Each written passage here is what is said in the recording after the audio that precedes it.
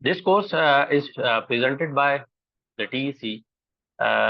This is the website which was founded uh, because of the gap which I felt when I was in um, 2 3 years ago.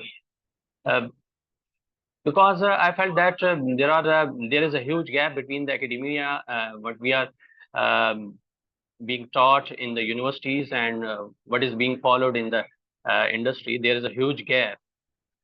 So when engineers come to the industry, they feel difficulties to address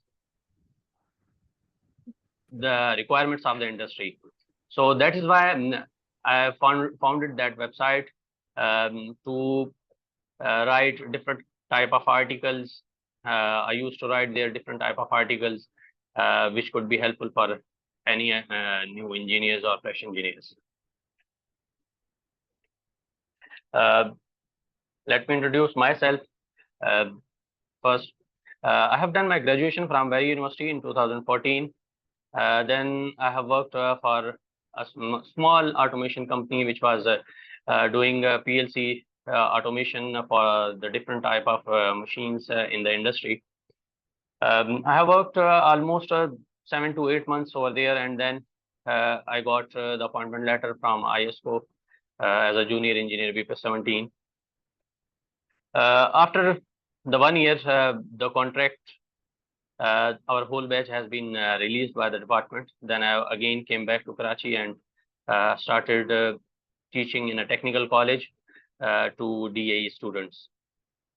Uh, Almost 10 to 12, 10 to 11 months spending in that college, I moved to the a company as I was not satisfied with the college because I wanted to move to the industry. So that is why I have resigned. I had resigned from the college and moved to the an MEP contractor, which was doing erection and commissioning of a DG cement factory in Hub, Balochistan. I have worked over there for almost 4 to 5 months over there. Then I have it was a project-based job, and after the completion of projects, I have joined Era Engineering as a site engineer. So then I have worked in a FNM Private Limited, which was testing inspection company, uh, which was conducting different type of electrical audits in the, especially in the textile sector, in the and different national and multinational organizations. Then I have moved to the Elegant Associates as a design engineer. I have worked over there for almost around 2 years. After the Elegant, I moved to the SMC. Uh, I worked over there for almost 6 months, but I was not satisfied with their environment, working environment. So that's why I have resigned from there, and now I'm working in a AS consultant, which is a leading consultant in Karachi, 40 years old company. I have experience of different type of residential high-rise buildings, commercial buildings. I have recently designed a project which was around 3.2 megawatt, uh, which was a twin tower based in Karachi. I have worked different Aga Khan projects uh, for the north, in which there were several schools and Jamaat Khanas as well. I have designed United States Educational Foundation USEFP head office Islamabad when I was working in Elegant. There are different. You can see that on the screen there are different courses which I have taken during the different span uh, of the time. So now let's move to the course outline. What will be the course outline and what we are going to cover in this uh, session. If you look at the course of outline, first we will look out the different type of projects, and then different phases of a project. What are the different electrical drawings, list of electrical construction drawings, and legends, symbols to understand the drawings, section drawings, general drawings. And in general drawings, there will be different riser drawings. You can say that power riser, single line diagram, CCTV, earthing system, fire alarm, public address, and then we will move to the layout drawings. In the layout drawings, we will cover the different lighting layouts, power, data, telephone, earthing system, CCTV, fire alarm, public address, cable containment, and at the last we will give you overview about the BOQ. What are the different parts of BOQ, and I will give you about the overview and how can we make it. So we will learn the basic things about this.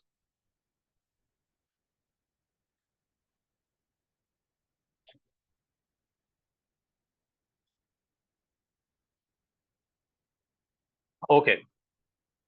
Different types of project. If we talk about the different types of project, there are diverse nature of projects, which could be residential, commercial, corporate, office, supermarkets, construction sector, oil and gas. It could be textile industry or different type of industries. If you are talking about the industries, then there are a huge number of sectors, even in the industry. Now we move to the phases of a project.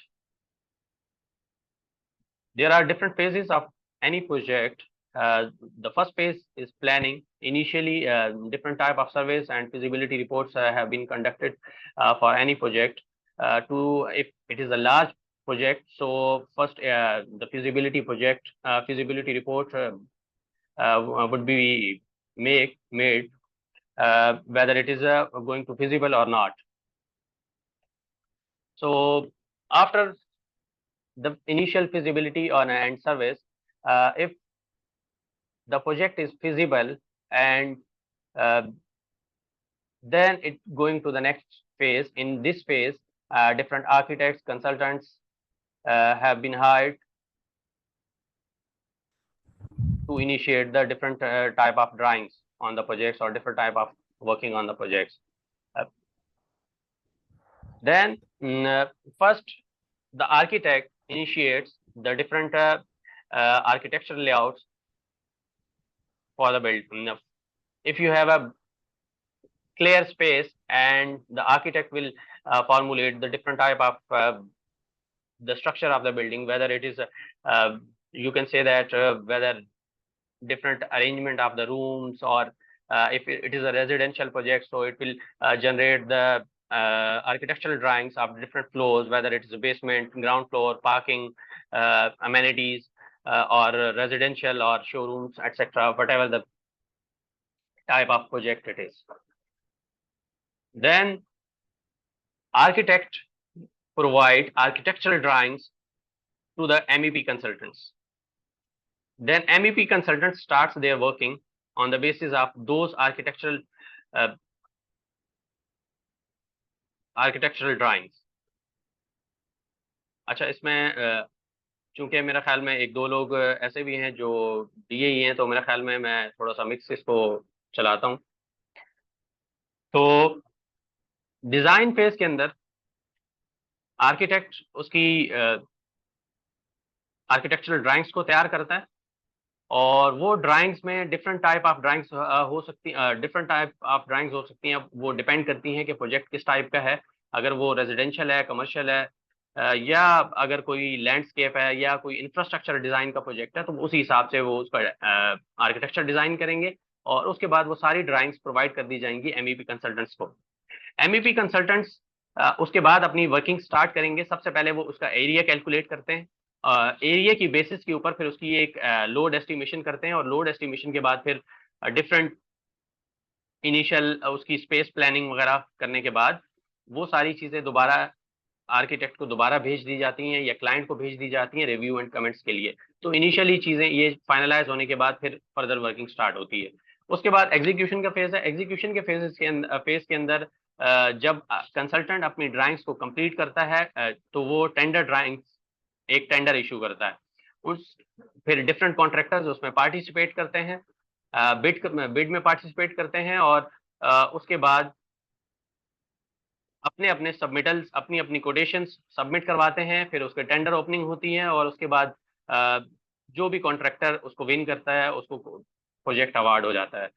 Award होने के बाद फिर जो consultant है उसकी supervision भी different nature of contracts होते हैं। कुछ प्रोजेक्ट्स के अंदर कंसल्टेंट प्रोजेक्ट की सुपरविजन भी कर रहा होता है और कुछ प्रोजेक्ट्स के अंदर सिर्फ उसकी रिस्पॉन्सिबिलिटीज डिजाइन फेज तक होती हैं। अगर सुपरविजन भी होती है तो फिर कंसल्टेंट का कोई ना कोई इंजीनियर वहाँ साइट पे मौजूद होता है और वो लुक आफ्टर करता है कि क्या डिजाइन के मुताबिक चीजें फॉलो हो रही हैं या नहीं हो रही। और उसके बाद कॉन्ट्रैक्टर अपना प्रोजेक्ट एग्जीक्यूट करता है और एग्जीक्यूट करने के बाद जब प्रोजेक्ट आपका कंप्लीट होता है तो उसके बाद फाइनल बिल वेरिफिकेशन दोबारा कंसल्टेंट के पास के लिए कॉन्ट्रैक्टर आता है, उसकी साइट विजिट होता है और उसकी बिल वेरिफिकेशन के बाद ये सारी चीज़ें उसकी बिलिंग अप्रूव होती है। तो इस तरीके से फिर हैंडिंग ओवर टेकिंग ओवर होती है और प्रोजेक्ट क्लाइंट को हैंड ओवर कर दिया जाता है। तो इस तरीके से ये डिफरेंट फेजेस ऑफ प्रोजेक्ट्स हैं जिसके हिसाब से कोई भी प्रोजेक्ट एक कंप्लीट होता है, स्टार्ट से लेके कंप्लीट होता है। जी, इलेक्ट्रिकल ड्राइंग्स होती क्या हैं?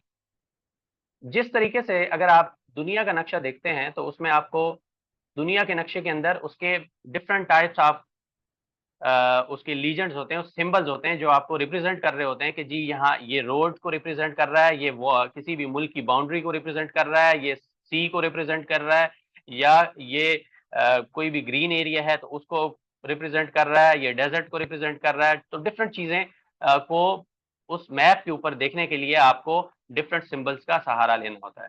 तो इसी तरीके से इलेक्ट्रिकल सिस्टम्स को समझने के लिए डिफरेंट आपको सिंबल्स और उनकी आपस में एक कनेक्टिविटी को दिखाया जाता है। तो जिसकी बेसिस के ऊपर इंजीनियर्स या जो डिफरेंट स्टेक होल्डर्स हैं वो उन सिस्टम्स को इजीली समझ सकते हैं। तो इसलिए ये ड्राइंग्स बनाई जाती हैं। ये ड्राइंग्स का फायदा क्या होता है कि इवन के प्रोजेक्ट एग्जीक्यूशन के बाद भी ये आपको इंडिविजुअल डिपेंडेंसी से आजाद कर देती है।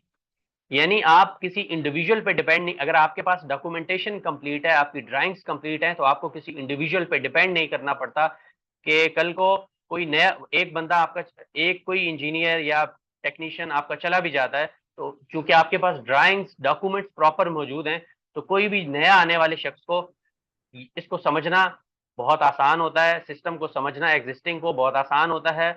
अदरवाइज अगर आपके पास ड्राइंग्स नहीं है तो उसके सिस्टम को समझना एक बहुत चैलेंजिंग टास्क बन जाता है।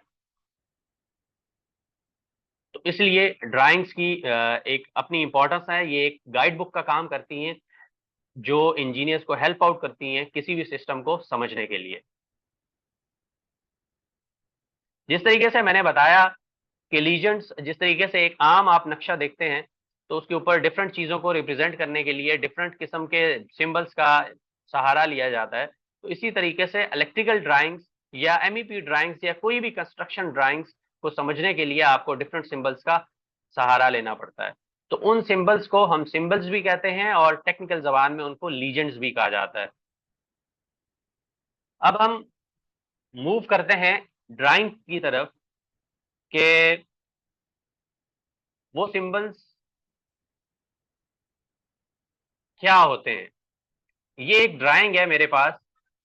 तो सबसे पहले हम सिंबल से भी पहले एक बेसिक चीज आपको मैं बता दूं कि आप ड्राइंग्स की सबसे जो आपकी राइट साइड है आप इसके ऊपर देखेंगे तो सबसे पहले आपको ये प्रोजेक्ट स्क्रीन नजर आ रही है सबको?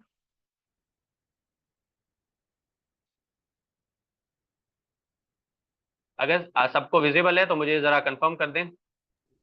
कोई भी एक। ड्राइंग वाली स्क्रीन नजर नहीं आ रही।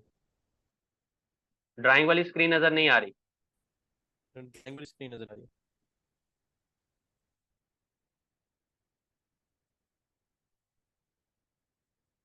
जी, अब कुछ बेहतर है?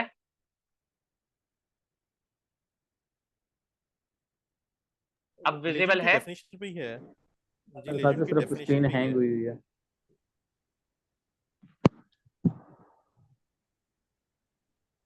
Okay okay okay okay. Actually वो स्क्रीन शेयर जो है का जो ऑप्शन है वो मेरे ख्याल में वो सिर्फ प्रेजेंटेशन के लिए था, तो वो मैं उसको विंडो पे सिलेक्ट करता हूँ।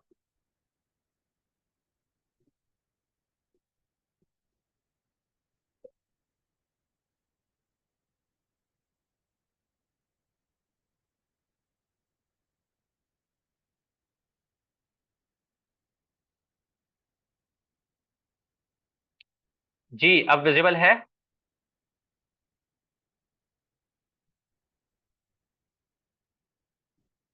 हेलो?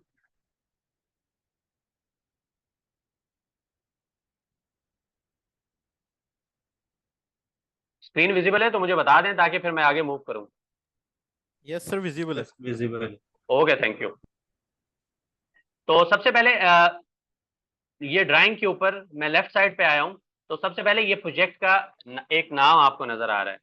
प्रोजेक्ट है डीजे स्कूल चतुरखंड। ठीक है, ये एक स्कूल है और इसका आपको ये नाम लिखा हुआ है। तो प्रोजेक्ट के ऊपर किसी भी ड्राइंग के ऊपर प्रोजेक्ट का नाम लाजमी होगा। उसके साथ साथ फिर उसके कुछ डिफरेंट नोट्स होंगे। और उसके साथ साथ यहाँ पे आपको ये जो आपको नजर आ रही हैं ये डिफरेंट वक्त में उसकी ड्राइंग्स की रिवीजन हो रही होती हैं। तो वो आपको यहाँ पे डिफरेंट डेट्स के साथ नजर आती हैं कि एक टेंडर ड्राइंग जो है वो 11/8/2021 को इशू हुई है। फिर उसके बाद रिवाइज दोबारा ड्राइंग इशू हुई है 13/8/2021 को, यानी 2 दिन बाद दोबारा रिवाइज ड्राइंग हुई है। तो ये जितनी भी बार रिवीजन होती है उसको रिकॉर्ड करने के लिए यहाँ पे ये बेसिकली एक रिकॉर्ड मेंटेन किया जाता है। यहाँ पे आपको ये क्लाइंट का नाम नजर आ रहा है। फिर उसके बाद यहाँ पे आपको आर्किटेक्ट का नाम नजर आ रहा है। यहाँ पे आपको कंसल्टेंट का नाम नजर आ रहा है। ठीक है। और उसके बाद अगर यहाँ पे कोई स्ट्रक्चर कंसल्टेंट होता है तो स्ट्रक्चर कंसल्टेंट का नाम होता है, या अगर कोई मैकेनिकल या एचवीएसी कंसल्टेंट जो भी मैकेनिकल कंसल्टेंट है तो उसका नाम भी यहाँ पे मेंशन होता है। फिर उसके बाद ये ड्राइंग्स हैं। ड्राइंग्स का स्टेटस क्या है? डिफरेंट स्टेटस की ड्राइंग्स होती हैं। इनिशियली कुछ कॉन्सेप्ट ड्राइंग्स होती हैं, फिर उसके बाद स्कीमेटिक ड्राइंग्स होती हैं, फिर डिफरेंट स्टेजेस के ऊपर डिफरेंट ड्राइंग्स के नाम होते हैं। सबसे पहले जो इनिशियल स्टेज पर ड्राइंग जाती है बिल्कुल बेसिक स्पेस प्रोविजंस के साथ, तो उसको हम कॉन्सेप्ट ड्राइंग कहते हैं। जबकि उसके बाद फिर थोड़ी सी डिटेल, माइनर डिटेल, जिसमें हम डिफरेंट लाइटिंग पावर के डिफरेंट पॉइंट्स को मार्क करके हम भेजते हैं, तो उसको स्कीमेटिक ड्राइंग्स कहा जाता है। फिर उसके बाद जब फाइनल फुल फ्लैज एक टेंडर के लिए ड्राइंग जाती है तो उसको टेंडर ड्राइंग कहते हैं। फिर उसके बाद टेंडर होने के बाद फिर कंस्ट्रक्शन ड्राइंग्स जाती हैं। Construction drawings basically final construction के लिए ड्राइंग्स होती हैं, वो इशूड फॉर कंस्ट्रक्शन होती हैं कि आप इन ड्राइंग्स के ऊपर आप कंस्ट्रक्शन कर सकते हैं। तो उसमें वो मोर डिटेल्ड ड्राइंग्स होती हैं। फिर ये ड्राइंग टाइटल है। ये drawing title basically legend and general notes, ये इसका टाइटल है। यानी इसके अंदर लीजेंड है और जनरल नोट्स हैं जो कि पढ़ना जरूरी है, क्योंकि फिर कॉन्ट्रैक्टर, खास तौर पे कॉन्ट्रैक्टर के लिए पढ़ना जरूरी है, क्योंकि इसमें डिफरेंट कंडीशंस होती हैं। अगर वो कोई कंडीशंस आपने मिस कर दी और आपने कोई डिफरेंट अज्यूम कर ली तो फिर वो आपको नुकसान हो या फायदा हो वो आपको पे करना पड़ेगा, वो आपको फेस करना पड़ेगा अगर आपके साथ कॉन्ट्रैक्ट हो जाता है तो। क्योंकि वो आपकी गलती तस्वर होगी कि आपने नहीं पढ़ी, तो ये आपकी गलती है। तो अब हम सिंबल्स की तरफ मूव करते हैं। सिंबल्स में ये डिफरेंट लाइटिंग के सिंबल्स हैं। अच्छा जी, सरफेस माउंट लाइटिंग, हमारे पास डिफरेंट टाइप की लाइट्स होती हैं। कुछ सरफेस माउंटेड लाइट्स होती हैं और कुछ रिसेस लाइट्स होती हैं। रीसेस, सरफेस, इन दोनों में डिफरेंस क्या होता है? डिफरेंस ये होता है कि कुछ लाइटें डायरेक्टली छत के ऊपर लगती हैं, तो उनको हम कहते हैं सरफेस माउंटेड लाइट्स, जबकि कुछ लाइट्स ऐसी होती हैं जो सीलिंग, फॉल सीलिंग के अंदर लगती हैं, तो जिनको हम कहते हैं रिसेस्ड लाइट्स। यानी उसमें सिर्फ आपको लाइट का निचले वाला हिस्सा नजर आ रहा होता है, पूरी लाइट की केसिंग आपको नजर नहीं आ रही होती, जबकि जो सरफेस माउंटेड लाइट्स होती हैं उसमें आपको पूरी लाइट की केसिंग आपको नजर आ रही होती है। तो ये डिफरेंट टाइप की लाइट्स, क्योंकि डिफरेंट जगहों पे डिफरेंट वॉटेज और डिफरेंट टाइप की लाइट्स, डाउन लाइट्स भी डिफरेंट टाइप की यूज की जाती हैं। लेट सपोज अगर कोई वॉशरूम है तो उसके लिए डिफरेंट लाइट होगी, अगर कॉरिडोर है उसके अंदर डिफरेंट लाइट होगी, होगी डाउन लाइट्स की सारी, लेकिन उनके एस्थेटिक्स के हिसाब से, उसकी क्वालिटी के हिसाब से वो डिफरेंट टाइप की लाइट्स होंगी। इसी तरीके से अगर कोई बेडरूम की लाइट है तो वो डिफरेंट टाइप की लाइट होगी। उसके बाद फिर ये IP54 लाइट्स है, तो ये बेसिकली कुछ वेदर प्रूफ लाइट्स भी हम यूज करते हैं जो आउटडोर एरिया के अंदर यूज करनी होती हैं, तो वो फिर वेदर प्रूफ लाइट्स को हम यूज कर सकते हैं, यूज करते हैं, तो इसलिए यहाँ पे IP रेटिंग को मेंशन किया गया है। उसके बाद ये आपको, मैं जरा इसमें थोड़ा सा इसको वो कर लेता हूँ, ये जहाँ पे आपको ये रेड स्पॉट नजर आ रहा है, तो ये अब पॉइंटर है, मैंने थोड़ा सा इसको वो रेड स्पॉट जहाँ पे भी मैं पॉइंट आउट कर रहा हूँ तो ये रेड स्पॉट आपको नजर आ रहा होगा। तो ये रिसेस डाउन लाइट है। फिर उसके बाद एक डिफरेंट लाउड है जिसकी लाइट है जिसकी डिस्क्रिप्शन मेंशन नहीं की हुई। फिर एक और लाइट है linear light. Linear light basically आप इसको एक आम अल्फाज में समझ सकते हैं कि ट्यूब लाइट है। जिस तरीके से ट्यूब लाइट होती है, इस शेप में जो लाइट्स होती हैं उनको हम अमूमन लीनियर लाइट्स कहते हैं। तो इसमें भी डिफरेंट वाटेज की लाइट्स अवेलेबल होती हैं, कुछ 12 वाट्स की होती हैं, कुछ 18 वाट्स की होती हैं, कुछ 36 वाट की होती हैं। तो वो ये सारी चीजें जो है, वो जब आप डिटेल्स में ड्राइंग्स को पढ़ेंगे तो फिर आपको खुद ब खुद ये सारी समझ में आती जाएंगी। तो ये इस तरीके से ये सारे सिंबल्स यहाँ मौजूद हैं। ये ड्राइंग्स का सबमिटल आपको एक सबमिटल आपको दे दिया जाएगा। तो अब आपका ये काम होगा, क्योंकि एक सेशन के अंदर अगर मैं एक ड्राइंग को डिटेल में एक्सप्लेन करने लग जाऊं तो हो सकता है एक ड्राइंग पे ही 1 घंटे से ज्यादा निकल जाए। तो मैं सब आपको ये चीजें पढ़ना बता रहा हूँ कि इसको समझना कैसे है आपने। अगर और फिर आपको जब ये ड्राइंग्स दे दी जाएंगी, आपके पास पूरा वीक होगा, आप इसको पूरा थॉरोली स्टडी करें। और फिर उसी दौरान आपके जहाँ पे कोई क्वेश्चंस होते हैं आप मुझे व्हाट्सएप कर सकते हैं, ग्रुप में सवाल पूछ सकते हैं, ग्रुप में मैसेज कर सकते हैं, तो आपको फौरन जब भी मौका मिलेगा तो आपको फौरन जवाब दे दिया जाएगा। ठीक है, लेकिन पढ़ना जरूरी है। अगर अदरवाइज आपको मुझे कोर्स का कोई खास फायदा नहीं होगा, अगर जब तक आप खुद ड्राइंग्स को स्टडी नहीं करेंगे, उसको आप थॉरोली नहीं पढ़ेंगे, तभी फायदा होगा आपको। और फिर आपने इस एंगल से इसको पढ़ना है, इसको स्टडी करना है कि आपने ये काम एग्जीक्यूट करवाना हो तो फिर आप कैसे इसको एग्जीक्यूट करेंगे। अगर आपको सिर्फ 2 लोग दे दिए जाएं और वो भी इतने ज्यादा एक्सपीरियंस ना हो, टेक्नीशियंस, तो आपने उनको सब कुछ गाइड करना है, तो आप कैसे करेंगे बीइंग एन इंजीनियर। ठीक है, तो ये सारे सिंबल्स हैं, इन सारे सिंबल्स को आप देख लेंगे। हम अगली ड्राइंग की तरफ मूव करते हैं।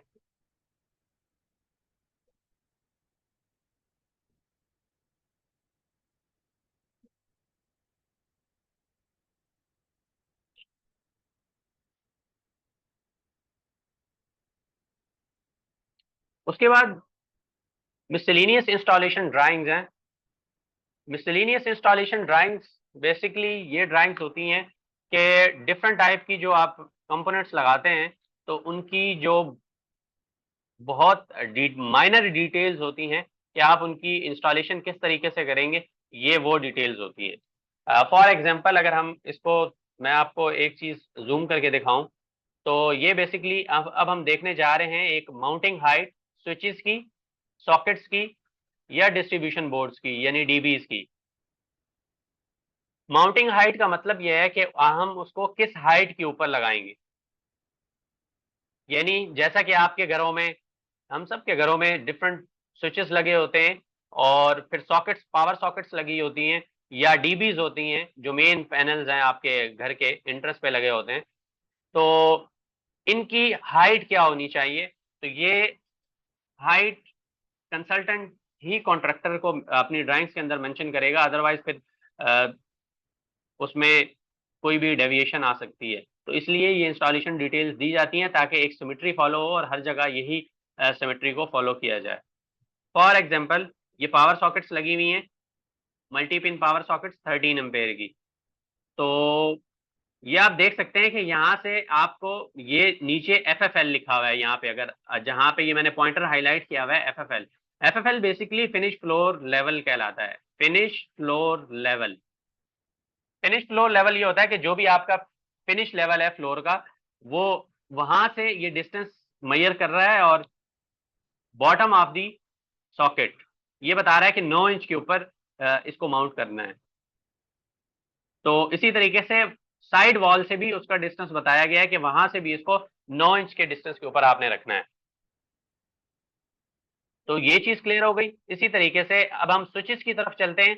स्विचेस हैं या फैन डिमर है, तो यहाँ पे ये आपको डिटेल में नजर आ रहा होगा कि 25 mm dia conduit concealed in wall, यानी 25 mm डाया का कंडुइट जो वॉल के अंदर कंसील्ड किया गया है, यानी छुपा हुआ है, जो आपको नजर नहीं आ रहा। दो तरह की बेसिकली वायरिंग होती है, कंसील्ड और सरफेस।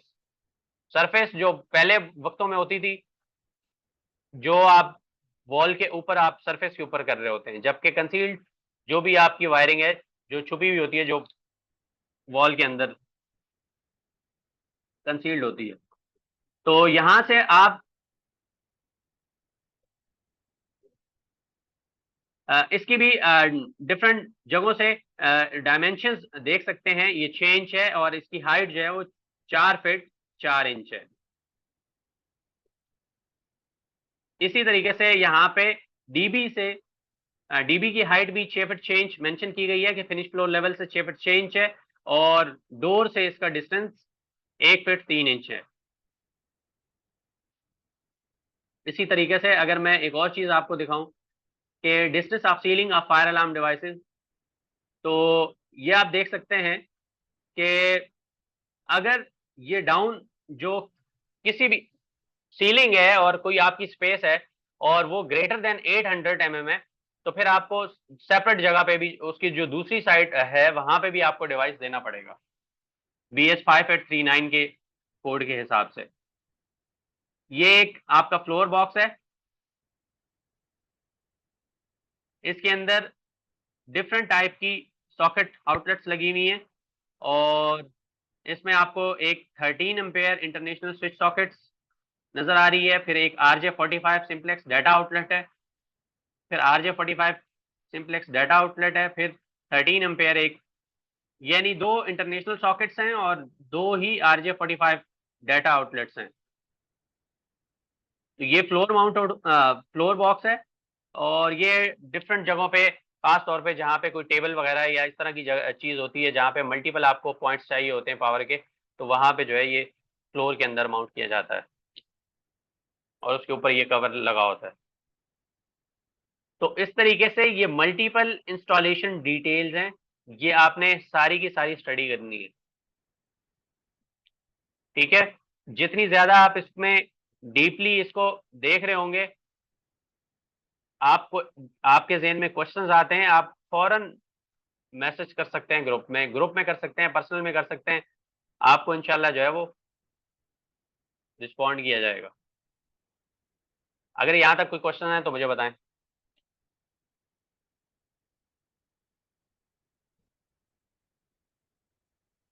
Any question?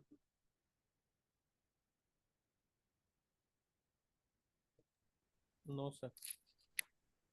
देखो यार, क्वेश्चन ना होने के दो मतलब हो सकते हैं, या तो आपको सब समझ आ रहा है या सब ऊपर से जा रहा है। अब मुझे बता दो कि इनमें दोनों में चक्कर कौन ये तो सा है। समझ आ रहा है, इजी है।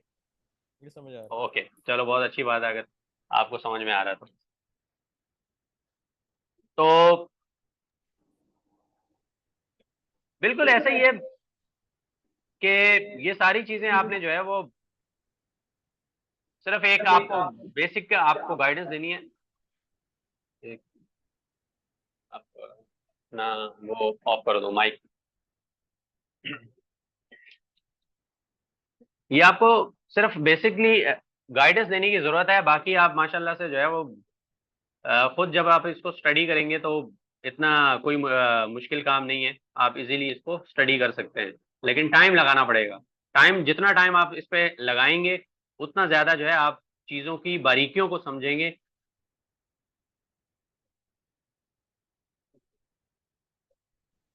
सर एक क्वेश्चन ये था कि इस ड्राइंग को बनाने के लिए स्पेसिफिक स्टैंडर्ड यूज किए जाते हैं, वो स्टैंडर्ड कौन से यूज किए गए हैं इसमें? सॉरी, आप रिपीट कर लें क्वेश्चन। मैंने कहा इन ड्राइंग्स को बनाने के लिए कोई स्पेसिफिक स्टैंडर्ड यूज किए जी, होंगे, इन मतलब ड्राइंग्स को आपने बनाने के लिए डिफरेंट सर्कल डिफरेंट लेनी है स्टैंडर्ड्स। इतनी तो ये जी जी कौन जी से? बिल्कुल, डिफरेंट स्टैंडर्ड्स यूज किए जाते हैं। क्योंकि हमारे मुल्क में कोई खास एक स्टैंडर्ड तो इम्प्लीमेंटेड नहीं है, तो इसलिए हम किसी एक स्टैंडर्ड पे कुछ चीज़ें किसी एक स्टैंडर्ड की हैं, कुछ चीज़ें कुछ किसी दूसरे स्टैंडर्ड पे होती हैं। कहीं पे एनएफपी फॉलो हो रहा होता है, कहीं पे बीएस स्टैंडर्ड फॉलो हो रहा होता है, कहीं पे आईईसी फॉलो हो रहा होता है। तो इसलिए जो है कोई एक स्टैंडर्ड पूरी इंडस्ट्री में नहीं है, कहीं डिफरेंट लोग डिफरेंट स्टैंडर्ड्स को फॉलो करते हैं, लेकिन जो 12 जनरल है, स्टैंडर्ड्स जो को फॉलो जनरल किया। है हमें ड्राइंग बनाने के लिए हम यूज करते हैं वो कौन सा है? आसिफ, आई लाइटिंग के थिंक लिए उसके हिसाब से पूछ रहा हूँ। जनरल जो वायरिंग वायरिंग है या लाइटिंग पावर है, तो हम इसमें BS 7671 उसको यूज कर रहे होते हैं, BS स्टैंडर्ड्स को। ठीक है। और फायर अलार्म में मोस्टली BS के स्टैंडर्ड्स, BS 5839 और इसी तरीके से NFPA 72, इन दोनों को फॉलो किया जाता है। इसी तरीके से NFPA NEC जो है वो भी स्टैंडर्ड को फॉलो किया जाता है। तो कोई फिक्स रूल नहीं है यहाँ पे, डिफरेंट स्टैंडर्ड्स को फॉलो किया जाता है और डिफरेंट कंसल्टेंट्स डिफरेंट स्टैंडर्ड्स को फॉलो किए जाते हैं। और कोई भी, चूंकि स्टैंडर्ड्स हैं तो कोई भी गलत नहीं है। एक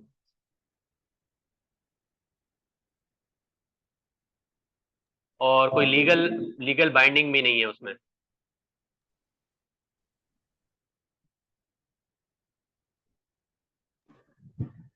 Asif, I think we have only 3 minutes left for this session because Zoom link will be expired soon.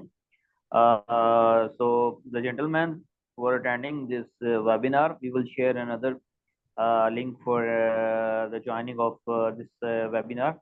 This webinar will be continue after 10:45. We will take 5 minutes of break and then we will start another session. तो जब तक हमारे पास 2 से 2.5 minute हैं, तो आप अगर कोई सवालात करना चाहें या जनरल कोई क्वेश्चंस करना चाहें तो वो आप कर सकते हैं, जब तक ये लिंक एक्सपायर नहीं होता। दोबारा हम 5 मिनट का ये 2 मिनट मजीद लिंक चलेगा और उसके बाद फिर 5 मिनट का आप थोड़ा सा ब्रेक ले लीजिएगा, जब तक आप मुझसे क्वेश्चंस पूछ सकते हैं कि जनरल, चाहे वो इससे रिलेटेड हो या जनरल अगर वैसे आप पूछना चाहें तो वो भी पूछ सकते हैं। सर हमें ये मेंशन करना पड़ता है भी हम कौन सा स्टैंडर्ड फॉलो कर रहे हैं हर ड्राइंग पे? देखिए, जरूरी नहीं है मेंशन करना पड़ता है। अगर कोई मल्टीनेशनल ऑर्गेनाइजेशन है, उसकी अपनी एक लीगल बाइंडिंग होती है, जो भी उसकी हेडक्वार्टर या हेड ऑफिस से जो भी उसकी एक इंटरनेशनली जो स्टैंडर्ड को वो फॉलो करते हैं, तो फिर उसी हिसाब से उसको डिजाइन किया जाता है। अदरवाइज जो लोकल प्रोजेक्ट्स होते हैं, तो लोकल प्रोजेक्ट्स में चूंकि लीगल बाइंडिंग कोई नहीं होती, तो उसमें फिर नॉर्मली जो एक स्टैंडर्ड प्रैक्टिस उस कंसल्टेंट की चल रही होती है, तो वो उसी हिसाब से उसको डिजाइन करता है।